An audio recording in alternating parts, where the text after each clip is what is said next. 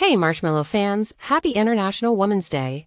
Today, we had the opportunity to have an over-the-phone interview with business owner Amy Trout. She discusses her experiences as a leader as well as how her and her team collaborate together.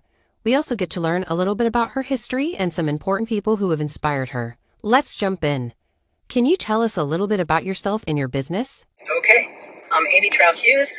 I'm the founder of Marshmallow MBA, a gourmet marshmallow company based in York, Pennsylvania, manufacturing marshmallows in more than 100 flavors for wholesale and retail customers across North America. What is your educational background? I have two bachelor's degrees, one from Penn State, one from the University of Phoenix. I started out as a political science and history major, moved into my second bachelor's is in business, and then I got an MBA from George Washington University in 2012. I also have some non-traditional education from time that I spent in Europe.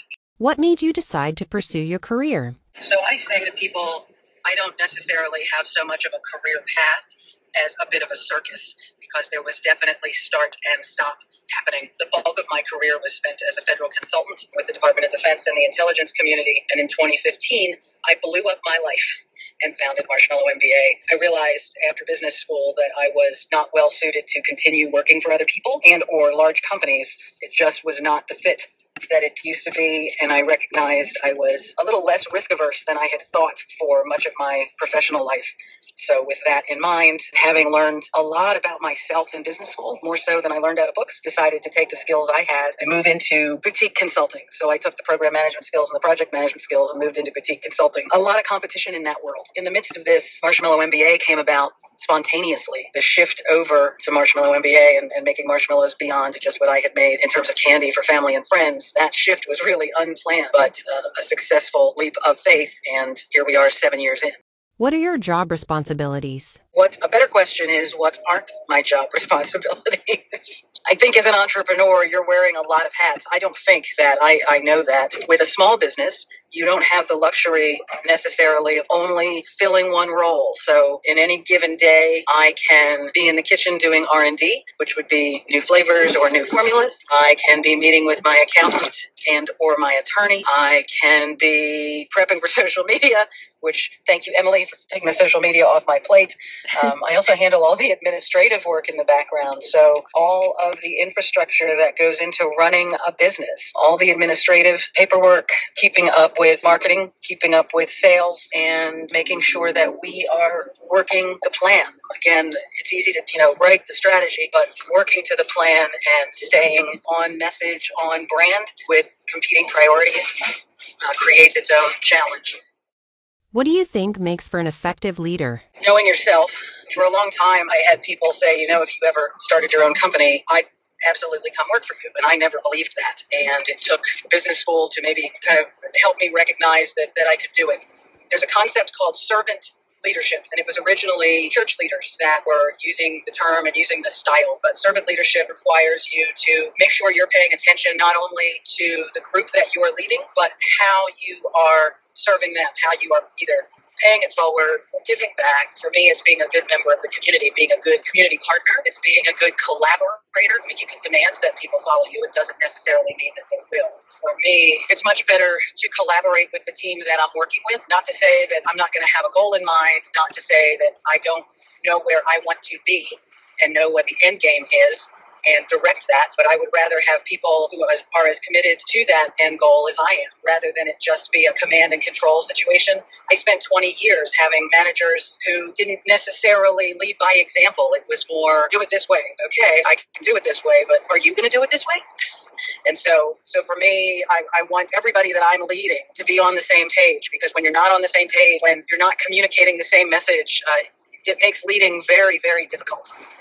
There's something called imposter syndrome, and it's rampant, particularly among women, where other people see the value in our leadership significantly more than we do ourselves. And so it's getting out of your own way, getting your head in the game, as opposed to listening to the voice in the back of your head, telling you all the reasons why you can't do something or why what you've done isn't enough. I struggle with it regularly, but just have to remind myself that I have a good support system. I have a good team behind me that supports what I'm doing professionally as well as personally. And then there's a piece of the leadership that doesn't want to let people down. So making sure, getting that external validation, hey, you're doing a good job, that kind of thing, and celebrating the small victories, making sure that you're sharing those victories with the team, with the folks that are working with me. I've had to remember that the style and the way that I work is not necessarily the way everyone else works. And so the giving up control so other people know that the work they're doing is their work.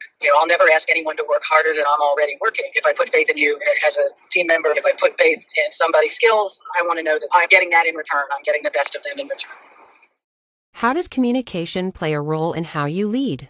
I think it is the ultimate foundation for leadership. If you can't communicate well with your team, both internal and external, so for me, that would be the kitchen staff, that would be you, and then external, our customers. If I can't communicate my vision and my plan with them in a way that it's understood and it's understood well and clearly, then I'm failing as a leader. So if that means the first time somebody reads through the business plan, they don't get it, then we break it up into chunks. I am, willing to answer questions forever. We have a small team. There's 5 of us. Having a small team has, believe it or not, it almost makes it harder to communicate. That's the nature of startups with the small team, because you're developing systems, you are developing processes to support the business plan, but because we're all going at 100 miles an hour, sometimes there are communication breakdowns. Sandra and I have certainly had them when it comes to not the end goal, but how we're getting there. We have also struggled to communicate when things get super busy. Our communication styles are very different. I kind of just want to go in, have the conversation, know that we've had the conversation, and then I'm done. There's enough time for collaboration, but at the end of the day, sometimes I just want to be done with the conversation. Sandra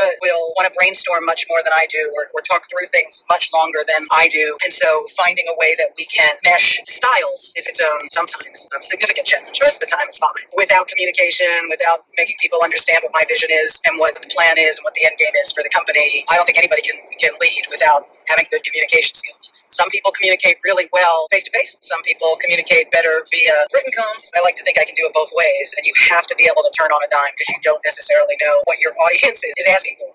Did you have any mentors that helped you better understand quality leadership skills? I've learned more from bad managers than I have from the good ones, quite frankly. It taught me the type of leader I didn't want to be.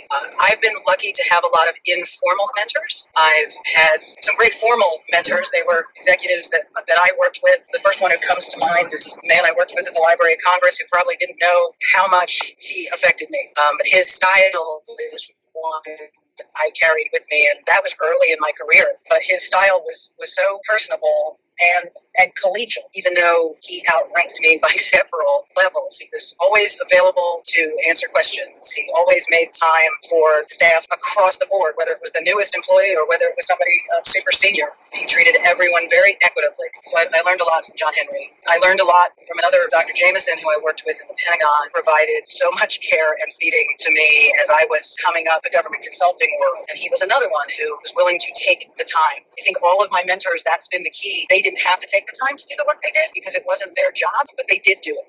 Anne Cronenberg is one of the few female mentors that I've had. And I'm sad to say that because I spent a lot of time, I wouldn't say avoiding working with women. I had the ability to do it. If you're working in technology, there weren't a lot of women when we were breaking in the late 90s. There weren't a lot of female mentors. I met Anne. I said to her, I don't work with a lot of women. I said, in 7 years, I haven't worked with more than 4 women. And I think it's been deliberate. She said to me, I'm really sad to hear that.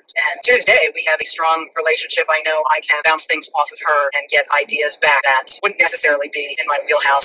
I use my friends as mentors. I belong to a group now. We call ourselves the Broad Bosses. It's 4 women. We all own our own businesses, and we started together in a mastermind group, but we act as each other's mentors. One is an insurance broker, one owns a chutney company, and one owns a gifting company. We've just added a 5th member. She does marketing and PR. But most of my mentoring relationships have been informal.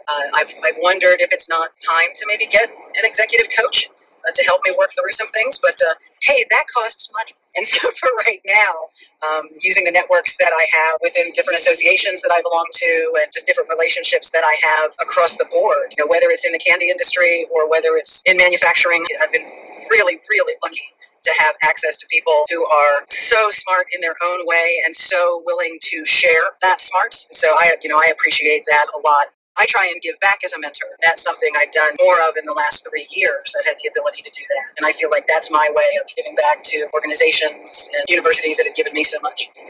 Thank you so much, Amy, for donating a little chunk of your busy schedule today. If you're interested in gourmet marshmallows, find us on our socials, Instagram, Facebook, Pinterest, and TikTok, along with our website where we share retailers that carry our products and any upcoming events that we'll be attending. Thank you, marshmallow lovers, for tuning in. Have a sweet rest of your day.